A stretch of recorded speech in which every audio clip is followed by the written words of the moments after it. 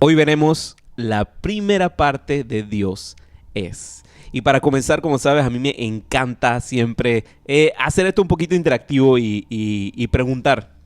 Me encantan las preguntas. Y la primera pregunta que te quiero hacer esta noche es, cuando vistes el título de la serie, bueno, hay algunos que sí, Maranelli lo hizo de una vez. Eso sí me llamó mucho la atención. Eso quiere decir de que se eligió bien la serie. Claro. Cuando vistes el título de la serie que dice Dios es, 2 puntos, y tiene ahí la línea, Dios es. Si pudieras colocar allí una palabra, ¿cuál sería? ¿Cuál sería tu palabra para describir Dios es tal? Dios es tal. Piénsalo por un momentito. Para mí es maravilloso. Maravilloso. Wow, esa es una descripción buenísima. A ver, para ustedes, ¿qué sería? Pónganlo allí en el chat. Ponlo ahí en el chat. Ajá. Pero bueno, para diferentes personas tendrán diferentes definiciones de lo que para ellos es Dios. Para algunos Dios será Padre. Para otros Dios será su sanador. Incluso para otros será Dios su proveedor. Así es. Su proveedor. Sí, exactamente. Eso es lo que he puesto Maranelli, compasivo. Excelente. Pero bueno, todas esas son definiciones o lo que pudiéramos decir Dios es tal.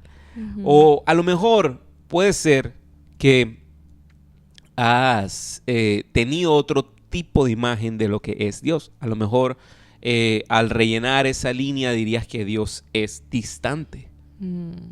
O dirías que Dios es enojón. O dirías que Dios es condenador. Puede ser ese el caso, ¿no? Cualquiera que sea tu respuesta, la manera en la que vemos a Dios condiciona gran parte de nuestras vidas. Gran parte de nuestras vidas. Hay una frase que me encanta, la tengo mega memorizada y sé que la repito un montón de veces en diferentes mensajes, pero me gusta porque resume esta idea de una manera súper sencilla. Y es esta frase que dice el teólogo A.W. Tozer, que dice que lo más importante del ser humano no es lo que dice ni lo que hace, sino lo que cree en su corazón acerca de Dios. Es lo más relevante en nuestra vida. ¿Qué es lo que creemos en nuestro corazón acerca de Dios? ¿Quién es Dios? ¿Por qué? Porque la forma en la que vemos a Dios no solo condiciona la forma en la que nos vemos a nosotros mismos, sino condiciona la forma en la que vemos a los demás y en la que nos relacionamos con los demás. O sea, es algo mucho más trascendental de solamente una definición. Es la manera en la que vemos nuestro entorno, nuestro mundo entero. Y ahí es donde podemos hablarte un poquito acerca de este concepto de cosmovisión. ¿Qué es cosmovisión? Sé que suena, bueno, a lo mejor si estás familiarizado con el término lo entenderás de una vez. De repente, si no lo has utilizado en algún momento, cosmovisión sonará como algo cósmico. No, te prometo que no es eso. Sí. Cosmovisión es, por definición, lo siguiente. La cosmovisión es el conjunto de ideas, creencias y opiniones que una persona, cultura o época tiene sobre el mundo. A partir de ella se interpreta la propia naturaleza y la de todo lo que existe. Esa es definición de diccionario de lo que significa y de lo que es cosmovisión. Pero si quieres una definición mucho más sencilla, mucho más práctica y fácil, cosmovisión es aquellos lentes que te colocas y con los que experimentamos y vemos el mundo. La manera en la que vemos el mundo. Sí, es como la percepción que cada quien tiene de cómo ve las cosas. Exactamente. La percepción de las cosas. Tu definición de las cosas. Eso es cosmovisión. Por esta razón, es importante que nuestra manera de ver el mundo no esté fundamentada en cómo nos sentimos, los sentimientos, nuestros sentimientos, nuestras emociones, nuestro ánimo, nuestra manera de ver el mundo. O sea, si depende de eso, estamos mal. Estamos mal. Y es increíble que cada día vemos cómo las personas se reflejan a través de esas cosas que mencionaste. Exactamente. Y olvidamos el hecho de que Dios está por encima de eso. Exactamente. Por eso, y ahí diste en el clavo, nuestra manera de ver al mundo no puede estar fundamentada en nuestras emociones, sentimientos ni estado de ánimo, sino que debe estar cimentado en algo firme. ¿Y qué más firme que la verdad? ¿Qué más firme que Dios y su palabra? Así es. Porque sí, la Biblia, mira, a mí, bueno, son definiciones que uno a veces daba de manera así práctica, que decía que no, que la Biblia es el manual de la vida. Pero si tú lo vas leyendo, te das cuenta de que no todo en la Biblia son instrucciones. Claro. Hay otras cosas. Hay de todo. Hay de todo. O sea, los diferentes libros están escritos incluso con diferentes géneros literarios. Hay libros que son poéticos, hay libros que son históricos, hay libros que son inspirados. O sea, tienen diferentes. Hay de todo. Hay de todo. Pero lo que sí nos interpreta la Biblia y todas las historias que podemos ver allí es un relato continuo que nos coloca por delante unos lentes con los que podemos ver y entender el mundo. Porque el ser humano que existía hace miles de años es el mismo que existe hoy en día. Seguimos siendo personas. Seguimos siendo gente que tiene 2 pies, 2 manos, 2 ojos, 2 orejas. O sea, seguimos siendo seres humanos y te vas a dar cuenta. Claro.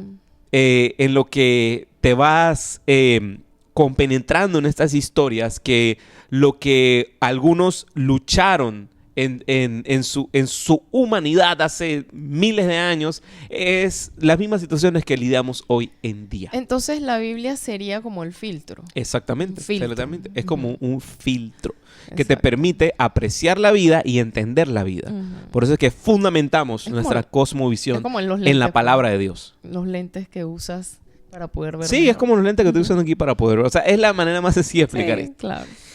Pero bueno, a lo mejor has experimentado en tu vida, en algún momento de tu vida, dolor, pérdida o decepción. Que quizás eso te haya producido enojo o resentimiento con Dios. A lo mejor algunos otros hermanitos o algún otro cristiano haya sido hiriente con sus palabras contigo. Te haya producido de repente alguna herida, te habrás sentido juzgado, te habrás sentido juzgada. Y eso habrá hecho que de repente pienses que Dios de la misma manera te juzga. Yo quiero hacer una pausa allí, porque es interesante que cuando en el mismo pueblo de Dios se golpean de esa manera y pues a una persona le llega a afectar, tristemente muchas veces ni siquiera se fijan en que fue una persona y su cosmovisión. Y más allá, Dios, ¿qué tiene que ver con eso? Exacto. Pero de una vez lo relaciones Dios. Pero más es cuando es dentro del cuerpo de Cristo, ¿me entiendes? Entonces, lamentablemente, ya esa persona, no quiero saber de Dios, no quiero acercarme a la iglesia, etcétera. Pero no ha visto más allá de que era una persona y no es Dios el que tiene que ver con eso. Exactamente. Y es a eso a lo que voy. O sea, ¿sí? Estuve dando como unos ejemplos. Interesante. Estoy dando unos ejemplos. El primero es que a lo mejor habrás experimentado en algún punto de tu vida dolor y pensarás, ¿por qué Dios permitió eso? Así es culpa de Dios. O de repente, a lo mejor algún cristiano no haya sido el mejor reflejo de Cristo y ella ha sido juzgón contigo, te ha lastimado. Y a lo mejor pensarás, bueno, así mismo también es Dios. O a lo mejor en algún punto de tu vida con mucha fe, con mucha confianza habrás orado, habrás intentado hablar con Dios y de repente no haber recibido respuesta y pensarás, bueno, a lo mejor Dios es distante, recibió el silencio es frío, es frío, a Dios no le interesa con mi vida. Lo que quiero que vayamos entendiendo con esto es que hay veces que las experiencias de vida pueden terminar distorsionando esa imagen de quién es Dios. ¿Quién es Dios?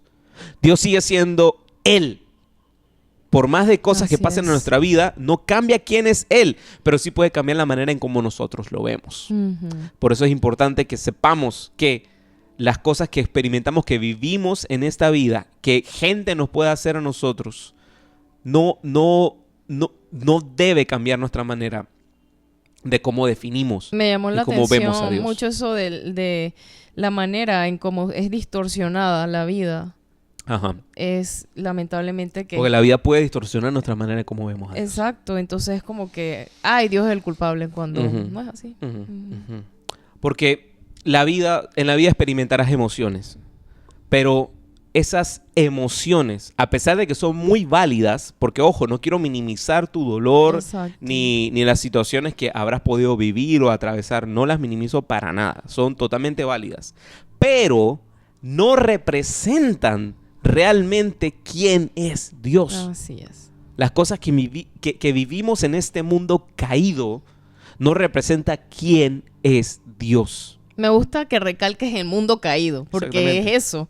Este mundo hay de todo y realmente no representa lo que es Dios. Y de hecho, si empezamos a ver a Dios a través de esas heridas emocionales que podemos tener, es como, o sea, como que venimos al mundo con unos lentes así clean, excelentes. Y la vida te empezó a dar puñetes y todos en la cara. Y si te dan los puñetes en la cara, te empiezan a romper los lentes. ¿Y qué pasa si te rompen los lentes? Ya no puedes ver de manera clara. Empiezas a ver de manera distorsionada. O la manera más sencilla, estás en el carro con el aire acondicionado súper alto y está lloviendo y está húmedo afuera. ¿Cómo se te ponen los lentes? Todos empañados. Nublados, no ves Sí, nada. también. Así Pero es. las cosas de nuestro alrededor, o sea, a lo que me refiero con el ejemplo de los puñetes. Claro, es claro, que sí. el dolor o las situaciones de la vida pueden cambiar nuestra manera de cómo vemos es verdad. las cosas, ¿no? Se distorsiona nuestra manera de cómo Cierto. vemos a Dios. Y esto en particular es la estrategia favorita del enemigo. Porque el objetivo principal de Satanás es que no nos relacionemos con Dios. Siempre va a buscar la manera de distraernos para que nuestra vista esté nublada o nuestros lentes estén rotos Ujú. y no podamos ver la esencia real de quién es Dios. Exacto. Y aquí te tengo la mejor razón. Porque desde el principio del tiempo, Oh, sí. desde el jardín del Edén, Dios camina con Adán y Eva. Dios se relacionaba con el hombre de manera directa, así tú a tú, los dos caminando, relacionándose con ellos. Dios, en el comienzo de la historia, le da ciertos límites de lo que no debían hacer. Quédate con esa palabra. No debían hacer. Y el límite que les coloca es que no debían comer del árbol del conocimiento. Y para que veas que uno no te está echando cuento, aquí está Génesis 2, capítulo 15 al 17, si lo Te puedes lo leer, leo. mi amor. Ajá. El Señor Dios puso al hombre en el jardín del Edén para que se ocupara de él y lo custodiara. Pero el Señor Dios le advirtió: puedes comer libremente del fruto de cualquier árbol del huerto, excepto del árbol del conocimiento del bien y del mal. Si comes de ese fruto, sin duda morirás. Ojo, Dios coloca un límite de que no debían comer. Ahora, cuando vemos más adelante en Génesis 2 que entra en escena Satanás, él toma las palabras de Dios y las distorsiona.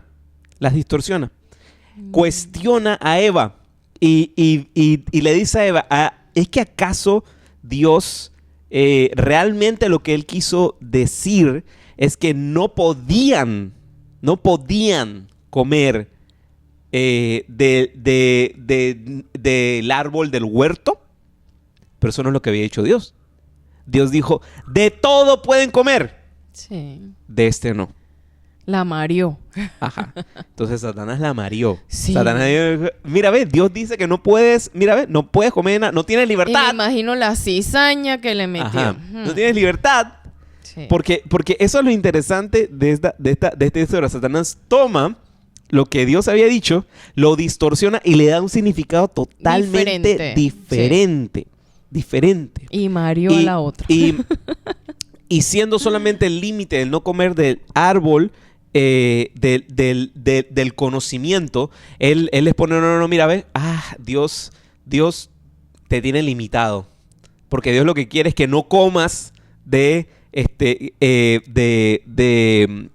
árbol. No puedes comer de ningún árbol. Pero eso no es lo que Dios había dicho. Dios había dicho, pueden comer de todos los árboles. Tienen la libertad de todo esto aquí. De este no. Entonces, ahí es donde viene, desde ese inicio de la historia, la distorsión. El distorsionar la manera en cómo vemos a Dios. Satanás hace ver a Eva y a Adán, por consiguiente, de que Dios era un Dios que decía, no puedes. Pero no. Dios era un Dios que decía, no debes. Yo te conozco, yo te diseñé, yo conozco cada aspecto de tu ser. Wow. Y si te coloco un límite, no es porque no puedas hacerlo, bien que lo puedes hacer. Tienes toda la libertad de hacer lo que quieras. Ese es el libre albedrío. Pero como te conozco, te digo, no debes. Son dos cosas totalmente diferentes. Satanás querrá retarte y hacerte pensar de que Dios es un Dios aguafiestas, que viene de frente diciendo, no puedes. Increíble que desde el día 1 de todo lo plantó de esa manera. Ajá. Pero Dios, en su infinito amor y misericordia, cuando nos coloca límites en nuestra vida, y eso es una de las cosas que estuvimos hablando la semana, el domingo, cuando estuvimos hablando acerca del yugo desigual. O sea, no se pierdan esa serie también. no es que Dios quiere ser un aguafiestas en tu vida. El pregón de Dios no es no puedes. El pregón de Dios es no debes. Porque conozco tu corazón, conozco qué es lo que te conviene. A Dios le da igual las cosas que nosotros queremos. A Dios le importan las cosas que necesitamos. Así que es una manera muy diferente de entender estos límites que Él coloca con amor. Ahora, ya me estaba yo yendo para otro lado. Otra enseñanza. El resultado final. ¿Qué termina sucediendo? Comen el fruto, desobedecen a Dios y termina rompiéndose, quebrándose esa relación que teníamos con Él. Y el diablo lo más seguro habrá dicho, ¡jaja! Misión cumplida, lo logré. Aquí ya esto se fracturó, se rompió, se dañó la relación de Dios con el hombre. Pero lo que Satanás ignoraba es que a pesar de que algo había cambiado, porque en ese momento algo cambió. Sí. En ese momento el ser humano dejó de ver a Dios, dejó de entender a Dios como quien realmente era. Y sabe, yo creo que gran parte de los problemas que vivimos hoy en día, todos nos los pudiéramos ahorrar si en vez de predicar y hablar soquetadas, porque a veces perdemos el tiempo hablando soquetadas, enseñemos y hablemos más acerca del carácter de Dios. Porque si entendiéramos el corazón de Dios y entendiéramos quién es Dios, no veríamos sus mandatos de manera distorsionada. No veríamos sus promesas tampoco como cosas distantes. Y estaríamos claros de quién es Él y pudiéramos vivir la vida a través de eso. Te ahorrarías tantos problemas.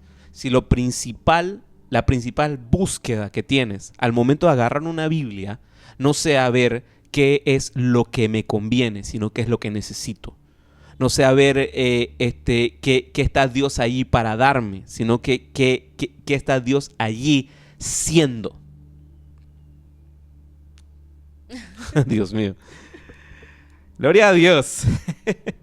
A mí, la verdad me llamó mucho la atención que, o sea, desde el inicio se distorsionó el hecho de él no puede, porque Satanás lo dijo así. Entonces, es increíble que muchas personas que cuando, o sea, no conocen de Cristo, dicen, ay, pero es que cómo tú puedes ser cristiano, ahí no puedes hacer esto. O sea, es como lo que Satanás dijo, ¿no? Ajá. Es increíble que todavía se sigue distorsionando de esa manera a Dios. Exactamente, exactamente. Porque, sí, algo cambió. Cambió nuestra manera en cómo vemos a Dios. Pero aquí viene la buena noticia.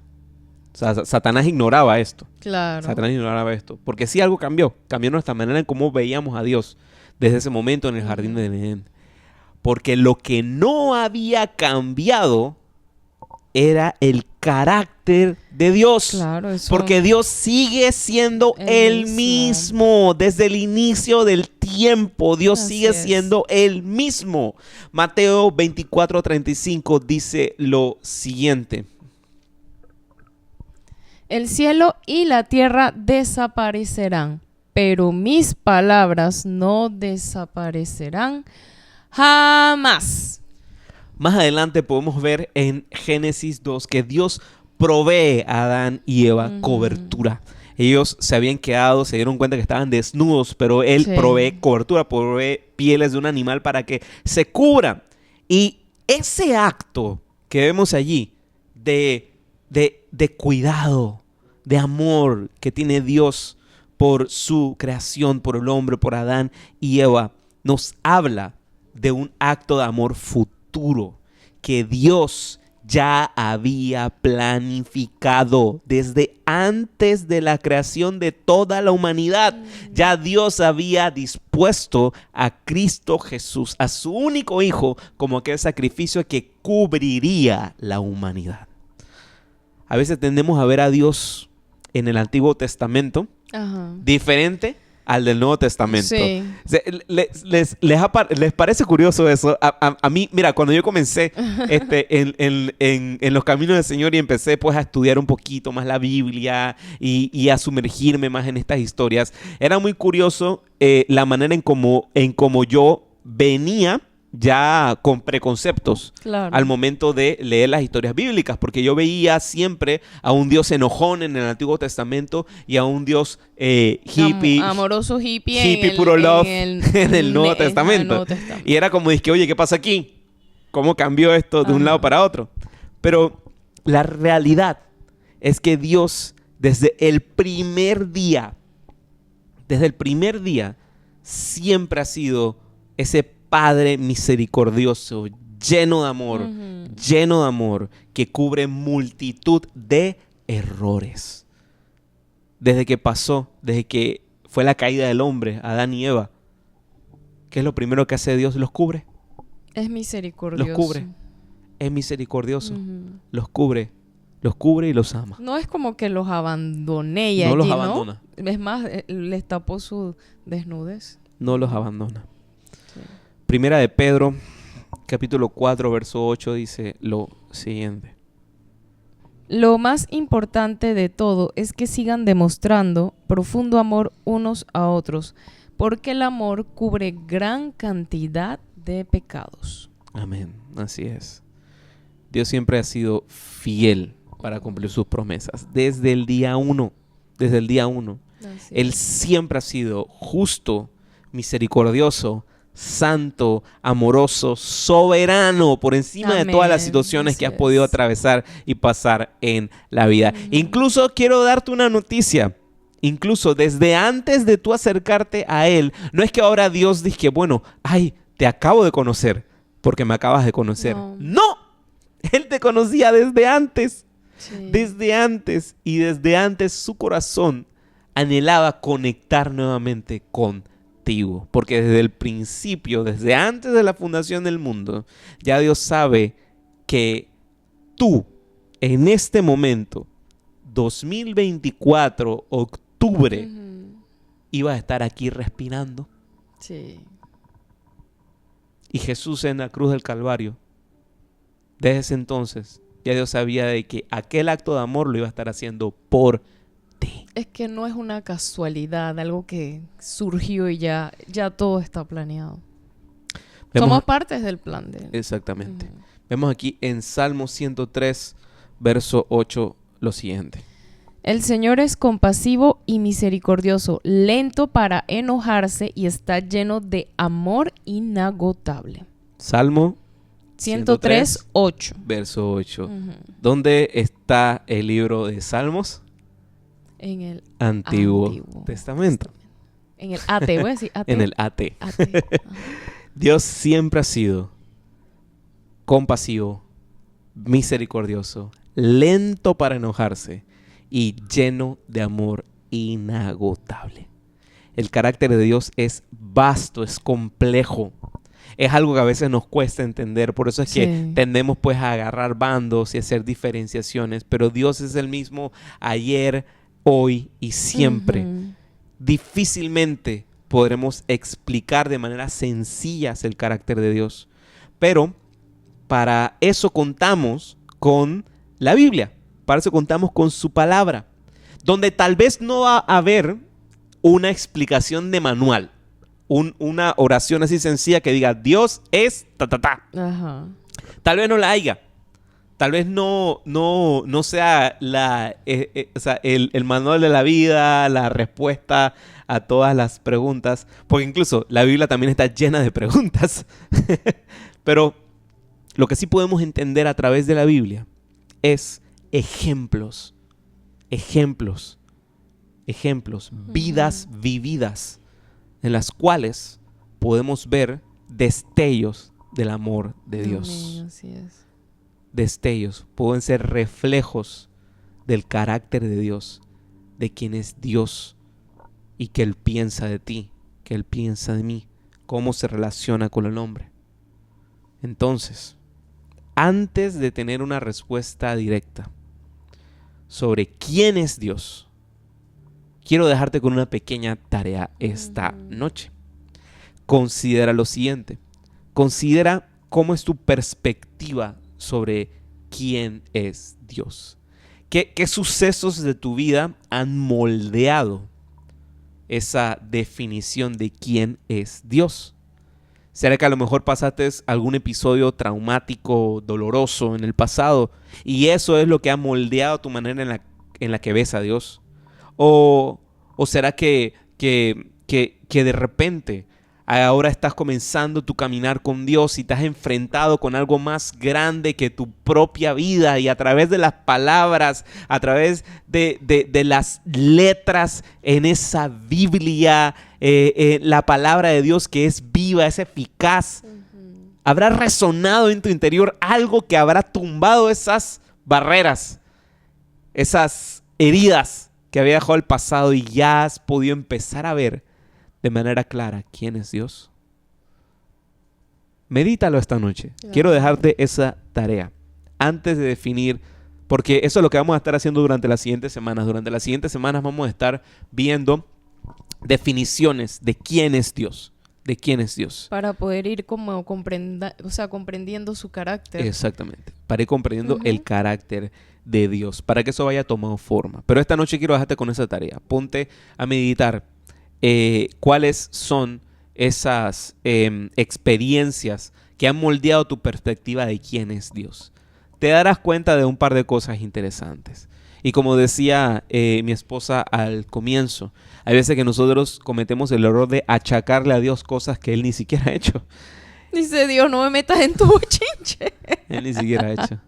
Dice la palabra de Dios y este verso es uno de los que repito cada rato, amo y me encanta, que el Señor tiene planes de bien y no de mal para darte un futuro y una esperanza. Amén. Nunca algo que provenga del corazón de Dios sea con el enfoque y con la intención de lastimarte o de hacer tu vida miserable. Para nada. Vivimos en un mundo caído, lamentablemente, en el que hay sufrimiento, en el que hay dolor, pero podemos aferrarnos a la palabra de Dios que nos recuerda lo siguiente. Palabras de Cristo Jesús. En este mundo hallaremos aflicciones. En este mundo hallaremos dolor. Así mismo es. Pero no se preocupen, porque yo he vencido. Ya Él venció todo. Ya Él venció. Eso es lo que nos da libertad y esperanza. Sí, y paz. Y paz.